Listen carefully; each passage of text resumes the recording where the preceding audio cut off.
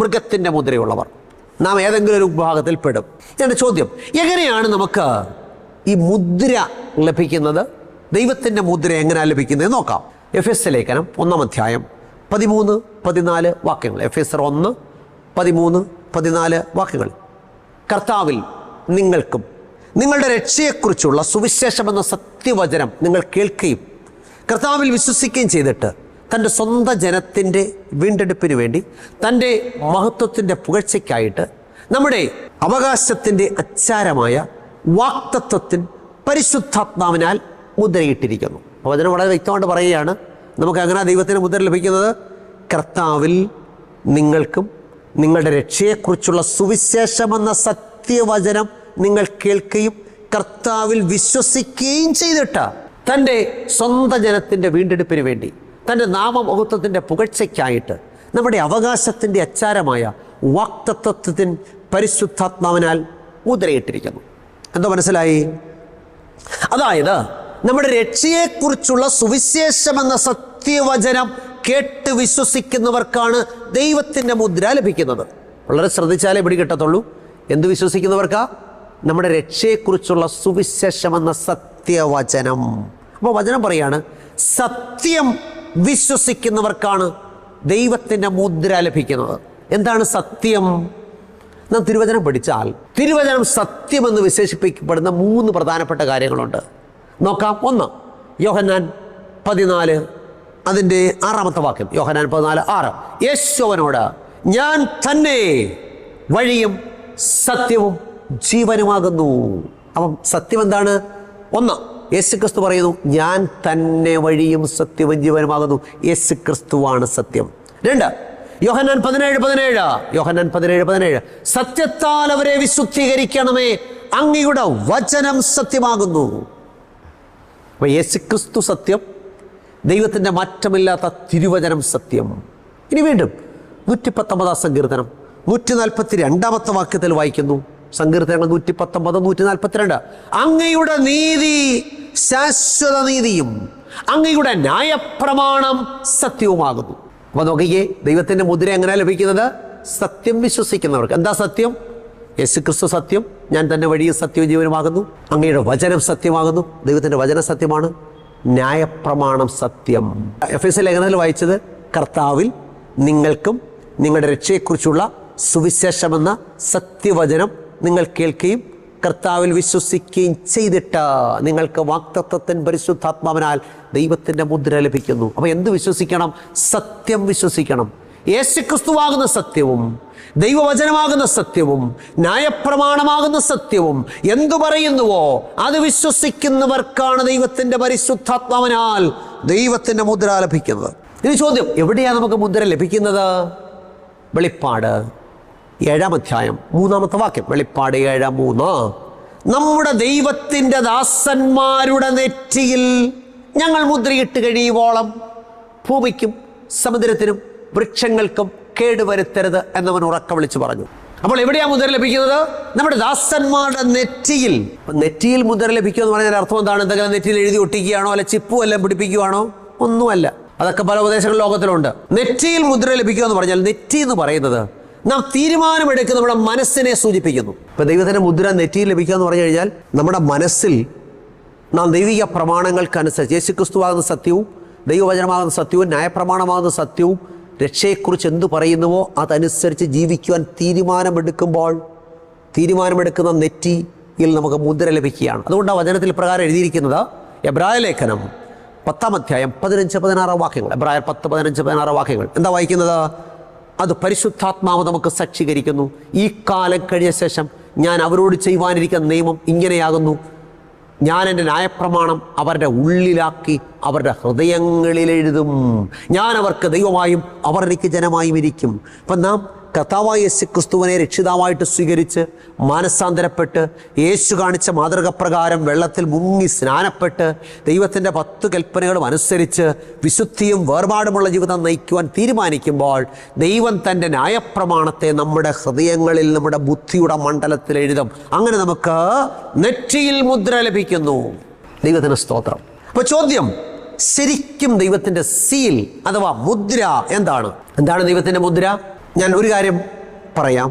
അതായത് ഒരു മുദ്ര അല്ലെങ്കിൽ സീൽ എന്ന് പറഞ്ഞാൽ അതിനകത്ത് അധികാരിയുടെ പേര്, അദ്ദേഹത്തിൻ്റെ സ്ഥാനപ്പേര്, അദ്ദേഹത്തിൻ്റെ അധികാര പരിധി എന്നിവ രേഖപ്പെടുത്തി. നമ്മൾ ഏതെങ്കിലും ഓഫീസിൽ ചെന്നാൽ ആ ഓഫീസുകൾക്ക് അവരുടെ മുദ്ര അല്ലെങ്കിൽ സീലുണ്ട്. ഇപ്പോൾ നമ്മൾ വില്ലേജ് ഓഫീസറുടെ ഓഫീസിലാണ് ചെല്ലുന്നതിരിക്കട്ടെ, അവിടെ അദ്ദേഹത്തിൻ്റെ ഒരു വില്ലേജ് ഓഫീസറുടെ മുദ്ര അല്ലെങ്കിൽ സീൽ കാണും. അതിനകത്ത് എന്ത് കാണും? അദ്ദേഹത്തിൻ്റെ പേര്, അദ്ദേഹത്തിൻ്റെ സ്ഥാനപ്പേര്, അദ്ദേഹത്തിൻ്റെ അധികാര പരിധി. ഞാൻ വാളകം വില്ലേജ് ഓഫീസിൻ്റെ പരിധിയിൽപ്പെട്ട ആളാണ്. അപ്പോൾ വാളകം വില്ലേജ് ഓഫീസിൽ ചെന്നാൽ അവിടുത്തെ വില്ലേജ് ഓഫീസർ, അദ്ദേഹത്തിൻ്റെ പേര് ഇപ്പോൾ പങ്കജാക്ഷൻ പിള്ള എന്നാണെങ്കിൽ പങ്കജാക്ഷൻ പിള്ള പേര്, സ്ഥാനപ്പേര് വില്ലേജ് ഓഫീസർ, അധികാര പരിധി വാളകം. നോക്കിക്കേ, അപ്പോൾ അധികാരിയുടെ പേര്, സ്ഥാനപ്പേര്, അധികാര പരിധി, ഇത് ഇത്രയും രേഖപ്പെടുത്തിയിട്ടുള്ള ഒന്നാണ് മുദ്ര എന്ന് പറയുന്നത്. അങ്ങനെയാണെങ്കിൽ ദൈവത്തിൻ്റെ പേരും ദൈവത്തിൻ്റെ സ്ഥാനപ്പേരും ദൈവത്തിൻ്റെ അധികാര പരിധിയും രേഖപ്പെടുത്തിയിട്ടുള്ള ഒരു മുദ്ര വേദപുസ്തകത്തിലുണ്ട്. അതേതാണ് ആ മുദ്ര? ദൈവത്തിൻ്റെ പേരും ദൈവത്തിൻ്റെ സ്ഥാനപ്പേരും ദൈവത്തിൻ്റെ അധികാര പരിധിയും എല്ലാം രേഖപ്പെടുത്തിയിട്ടുള്ള മുദ്ര. പുറപ്പാട് 20:8 മുതൽ 11 വരെ ശ്രദ്ധിച്ച് കേൾക്കാം. പുറപ്പാട് 20:8 മുതൽ 11 വരെ. ശബത നാളിനെ ശുദ്ധീകരിപ്പാൻ ഓർക്കാം. 6 ദിവസം അധ്വാനിച്ച് നിന്റെ വേലയൊക്കെയും ചെയ്യുക. 7-ാം ദിവസം നിന്റെ ദൈവമായ യഹോവയുടെ ശബദാകുന്നു. ആരുടെ ശബദാകുന്നു? നിന്റെ ദൈവമായ യഹോവയുടെ. ഇപ്പൊ ദൈവത്തിന്റെ പേരെന്താണ്? നിന്റെ ദൈവമായ യഹോവ. അന്ന് നീയും നിന്റെ പുത്രനും പുത്രിയും നിന്റെ വേലക്കാരനും വേലക്കാരത്തിയും നിന്റെ കന്നുകാലികളും നിന്റെ പടിവാതിൽക്കലകത്തുള്ള പരദേശിയും ഒരു വേലയും ചെയ്യരുത്. കാരണം എന്താ? 6 ദിവസം കൊണ്ട് യഹോവ ആകാശവും ഭൂമിയും സമുദ്രവും അവയിലുള്ളതൊക്കെയും ഉണ്ടാക്കി. അപ്പൊ ദൈവത്തിന്റെ സ്ഥാനപ്പേരെന്താണ്? The creator. ആകാശവും ഭൂമിയും സമുദ്രവും ഈ അഖിലാണ്ടം മുഴുവൻ സൃഷ്ടിച്ച സൃഷ്ടാവായ ദൈവം. അപ്പൊ ദൈവത്തിന്റെ പേരെന്താ? നിന്റെ ദൈവമായ യഹോവ. ദൈവത്തിന്റെ സ്ഥാനപ്പേരെന്താണ്? സൃഷ്ടാവായ ദൈവം. ഇനി ദൈവത്തിന്റെ അധികാര പരിധി എന്താണ്? ആകാശവും ഭൂമിയും സമുദ്രവും ഈ അഖിലാണ്ടം മുഴുവൻ ദൈവത്തിന്റെ അധികാര പരിധി. അപ്പൊ ദൈവത്തിന് ഒരു മുദ്രയുണ്ട്. പ്രിയമുള്ളവരെ, 6 ദിവസം കൊണ്ട് ഈ അഖിലാണ്ടത്തെ മുഴുവൻ നിർമ്മിച്ച ദൈവം ദൈവത്തിനും ദൈവജനത്തിനും മധ്യേ എന്നേക്കുമുള്ള ഒരടയാളം സ്ഥാപിച്ചു. എന്നേക്കൊരു അടയാളം സ്ഥാപിച്ചു. ആ അടയാളമാണ് ദൈവത്തിന്റെ വിശുദ്ധ ശബത്ത്. ആ കൽപ്പനയിലാ പറയുന്നത് നിന്റെ ദൈവമായ യഹോവ. സ്ഥാനപ്പേര് സൃഷ്ടാവായ ദൈവം, അധികാര പരിധി അഖിലാണ്ടം മുഴുവൻ. ഇത് ദൈവത്തിനും ദൈവജനത്തിനും മധ്യയുള്ള അടയാളമാണ്.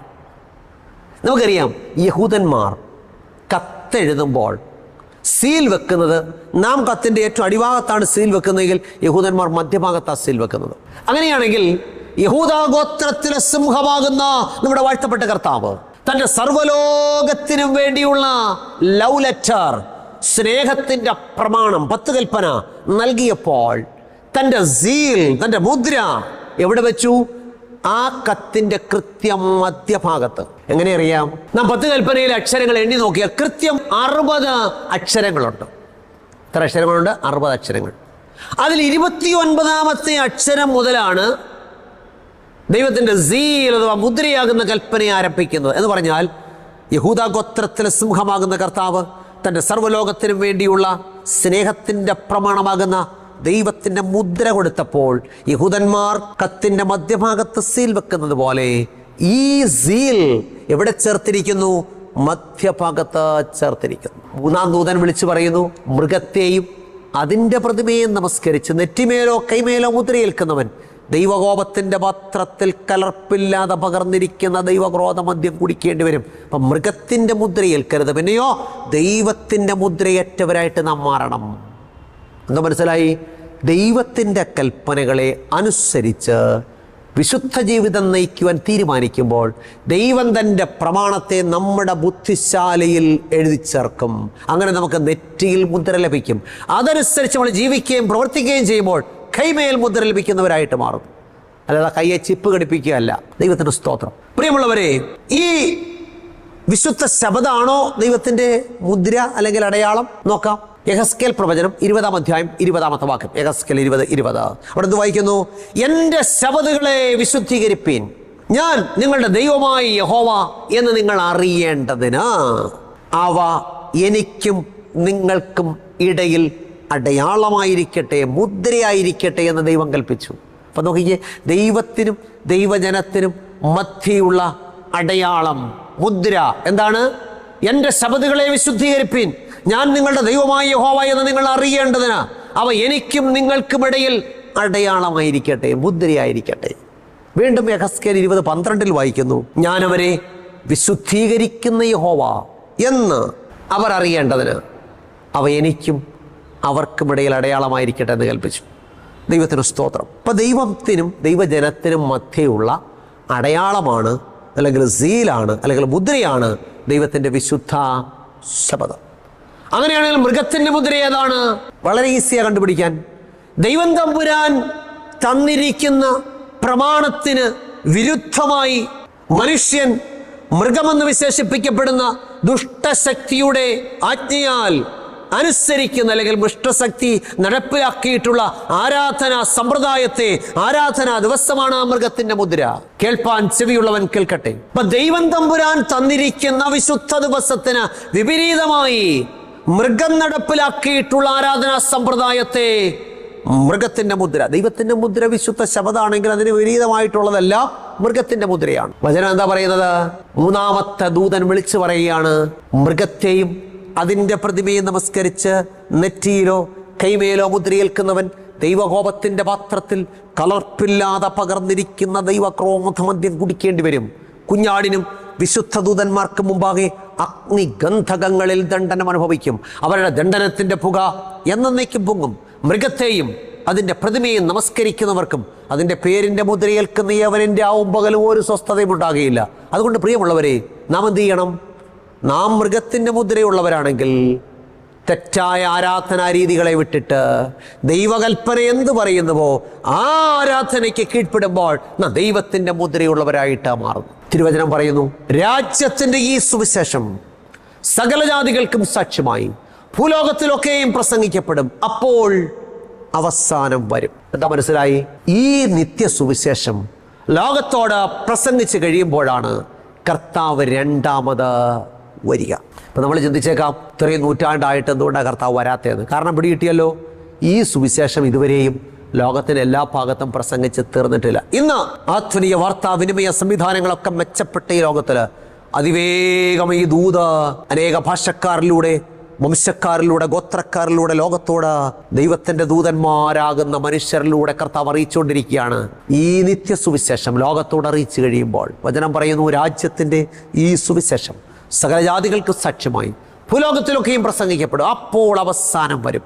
ചോദിക്കട്ടെ, നാം ദൈവത്തിൻ്റെ മുദ്ര ഉള്ളവരാണോ അതോ മൃഗത്തിൻ്റെ മുദ്ര ഉള്ളവരാണോ?